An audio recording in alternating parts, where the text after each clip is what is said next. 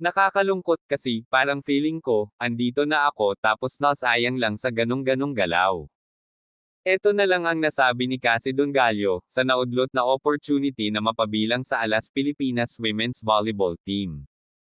Despite sitting out of the upcoming AVC Challenge Cup for Women, UE Lady Warriors, Cassie Dongallo remains hopeful that there are still other opportunities for her to play with Alas Pilipinas.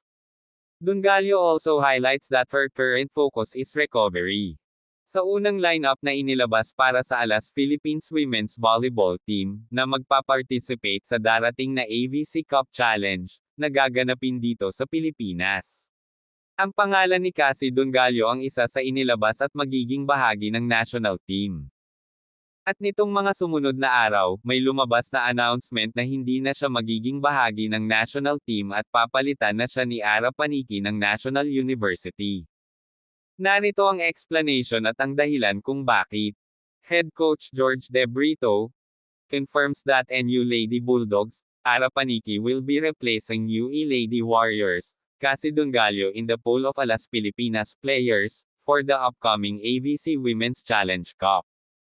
UE Lady Warriors, rookie Cassie Dongallo will not be playing for Alas Pilipinas, in the upcoming AVC Women's Challenge Cup, due to a right arm injury. As per UE head coach Dr. Obet Bitel, Dongallo will be wearing her cast for 4 to 6 weeks.